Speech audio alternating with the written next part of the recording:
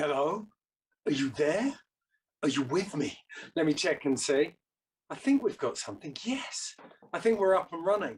Welcome to the Larks evening show. My name's Ed Lee, and we're going to be wrapping up what has been a fantastic day of competition here in Larks. Halfpipe went down, and made no mistake, it was a big, big day. Yes, a lot of the big names were riding maybe kind of third, maybe a couple of people touched fourth gear, and it's certainly not what we're going to see in finals at 5:30, but there was still plenty to go through. So we're going to pull apart the meet and look at everything, the top runs that went down, and we're going to speak to some of the riders as well. We're going to kick off today with the women's pipe. We've got the top three runs, so let's dive in and take a look at that.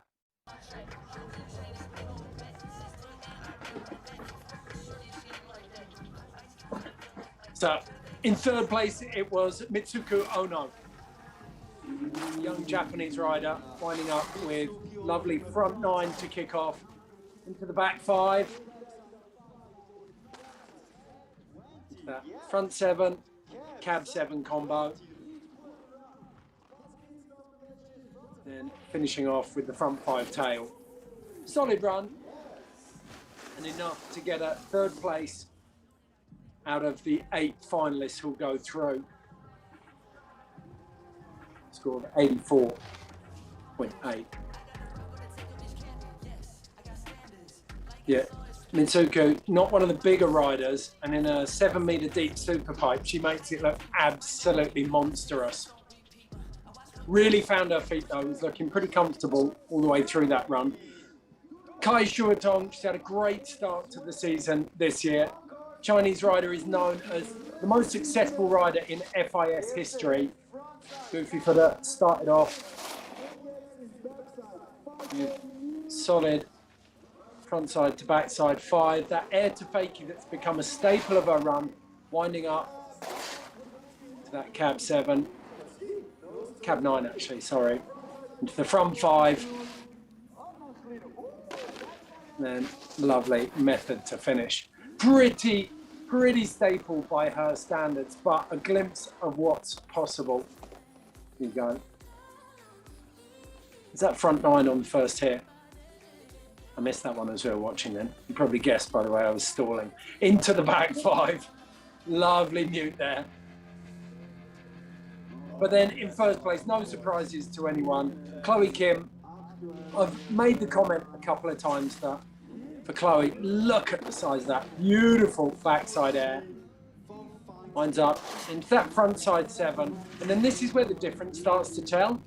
The cab nine on the third hit shows you just how much depth she's got. And then the McTwist to finish off. I made the joke before that Chloe Kim doesn't actually have to try until after she's won a gold medal in 2026, but Smile says it all there. Doesn't feel like she really got going. No need to use the 10, one of them, let alone both of them at this stage at the moment. That's that cab nine in the centre of the run. Real point of difference for the judges. And there's very few women who've got anything else to hold a torch to Chloe at the moment.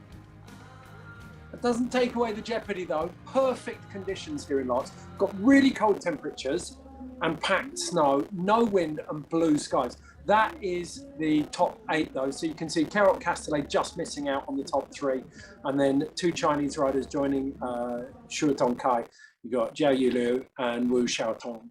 So really, really solid from the women there. And we can hear, we stood down Chloe Kim at the end of the runs as well, just to hear what she thought of the pipe and her performance today. It's awesome that I was able to land both runs in qualifiers here. Yeah, as you said, the next contest will be in Beijing for the Olympics, so this is an awesome place to just kind of get the run dialed down, and also the pipe is supposed to be really similar to this one in Beijing, so again, I'm just really taking it as a great training opportunity, and yeah, I mean, we all work really hard and do our best, so yeah, I mean, LAAX Open is awesome because you have some of the best riders in the world coming out here and competing, and it's really awesome. I learned so much from this contest, so it's, you know, an amazing experience. all of the best riders here throwing down. So it is a great yardstick for Chloe to measure her performances by. But the best part that I took from that is that this pipe is going to be very, very similar to what we see in Beijing. And if the snow quality and the weather are the same, then it's going to be an absolutely classic Olympic final. Right now, though, we can cross the floor and go across to the men's semi-final. This was split into two.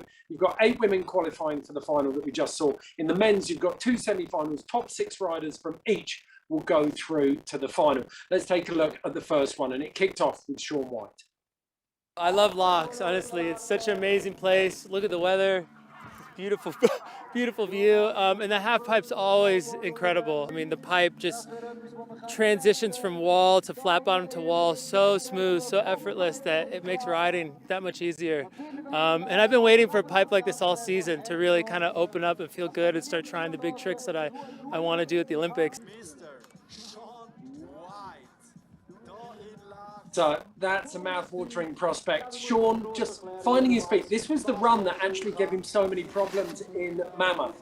So you got that front dub 10 into the cab dub 10. Looking very, very strong. And then that signature sky hook, the front side 540 stale finish. And then this is the critical point of Sean's run. The tomahawk, the backside 1260 double. And he doesn't wash out the last 90 degrees there. So really solid run, and his trademark claim on the end of that one. Decent score, 81.8, good enough for 4th place today. So I think the top 6 going through from this semi. It's a little bit squeaky bum time, but I want to take a look at this tomahawk, the double cork 12, because that trick gave him a bit of an issue. Look at that front 9, or front 10 to finish, sorry. Thought he was going to let that one go. We missed out on the tomahawk, but he actually washed round the last 90 degrees of that in Mammoth, and he got it really, really nice and cleanly hit.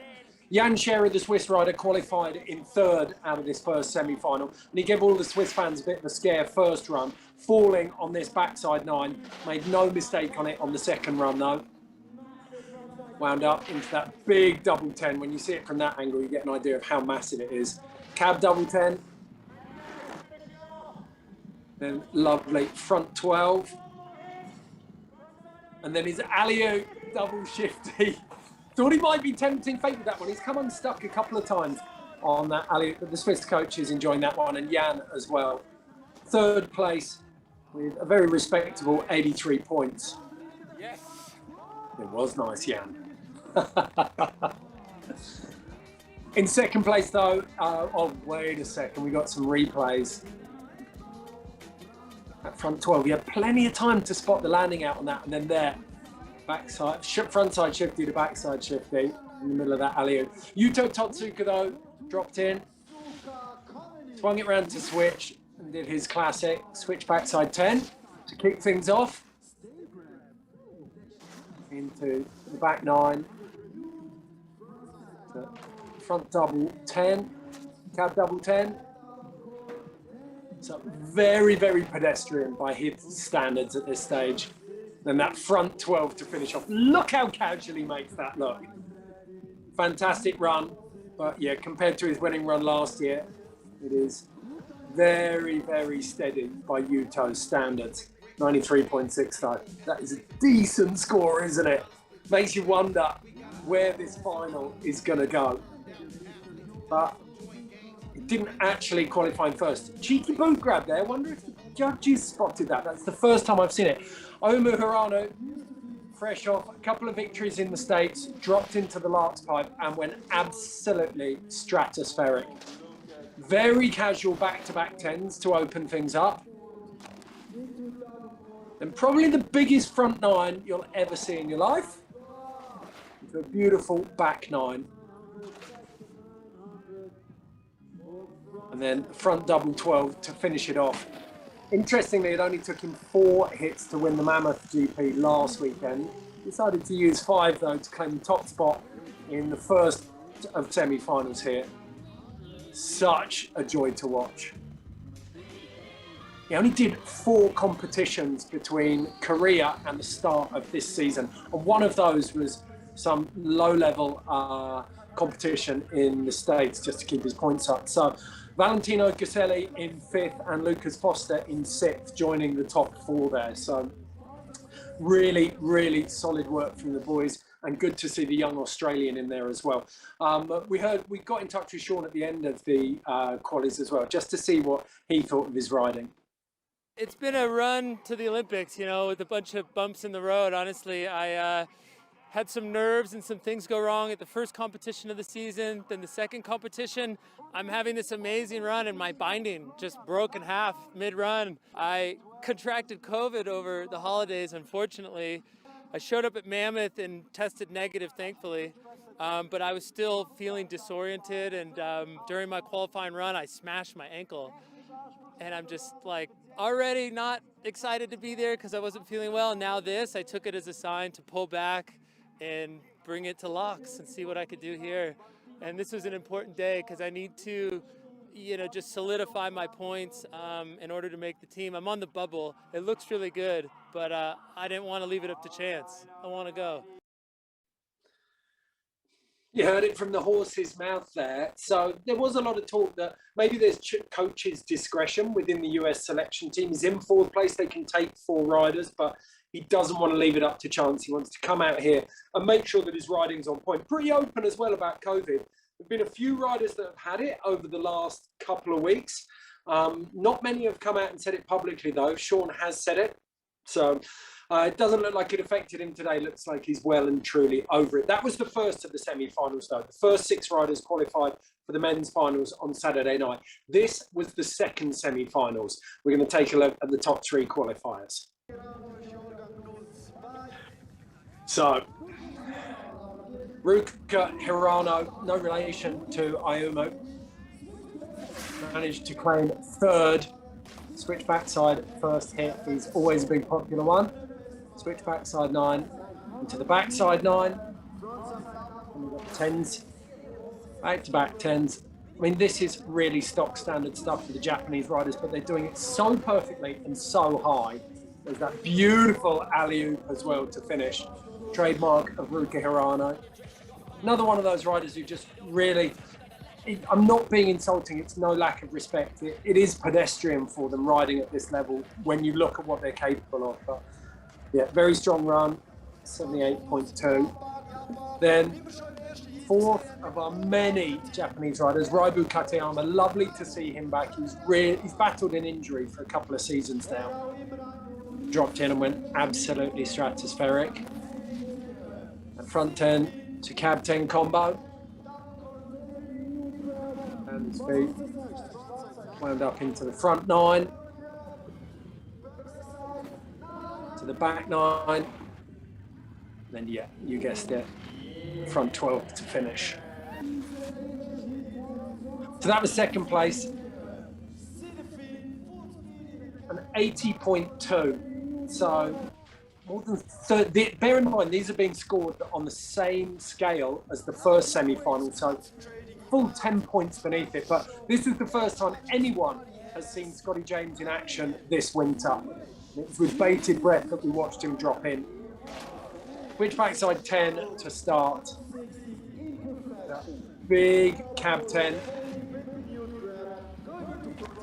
Lovely. Front 9 to the back 12 and the front 12 to finish.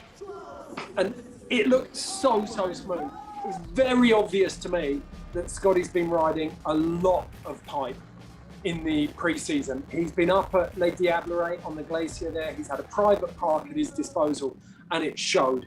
95.6. So definitely this score would have gone toe-to-toe with both Yuto Totsuka and Ayumu Hirano in the first team. Joining those top 6 there, Ayumu's younger brother, Kaishu in 5th, Pat Bergner, another Swiss making it into the final. And then Joshua Bowman sneaking in, the American, getting in just ahead of Joey Okuson. So those are all of your finalists in both the men's and women's. Before we leave, though, we did have a quick chat with Scotty James. This is what he had to say about his day's work. I'm so happy to be here. I love this. I missed it. And yeah, I think that kind of sums up my mentality towards competition. Felt great today. I mean, I Honestly, I just love being here. Like I guess that reflects in my riding when I come to LAAX. Pipe's big, conditions are perfect. And you know, I just feel really good on my board. And at this point in time, I guess in this part of the year, I think that's probably the biggest cherry on top. So great to have a good qualifying and looking forward to Saturday. How cagey was that? It was almost like he'd been media trained and actually worked out what he was going to answer. We extended an invite to Scotty to come on the show tonight, and he very politely declined. And I'm speculating here, don't take it as read, but I think he doesn't want to put himself in a position where he has to answer any questions about what he may or may not have got under his belt in terms of tricks over the course of the last 3 months. He's definitely been riding a lot. You could see that with the way he rode that pipe, but whether or not he's got triples, we're going to have to wait until Saturday night to find out. It is the first time we've had Shaun White, Yuto Totsuka, Ayumu Hirano and Scotty James in the same pipe since the Olympic final in 2018. And there's a lot at stake for these four. And don't forget, you've got the disruptor in there, the young Australian Valentino Giselli as well. Kaishu Hirano, who's also got a triple.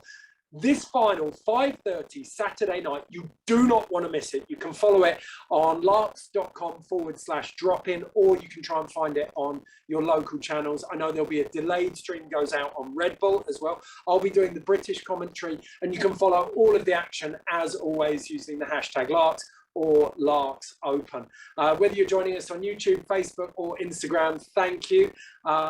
Tomorrow, we've got a great show. We're going to do exactly the same thing with the slope styles. So to give you a little wetting of your whistle, I'm going to leave you with an FPV drone blasting its way through the slope style course with Marcus Cleveland. I think you'll enjoy this. See you tomorrow.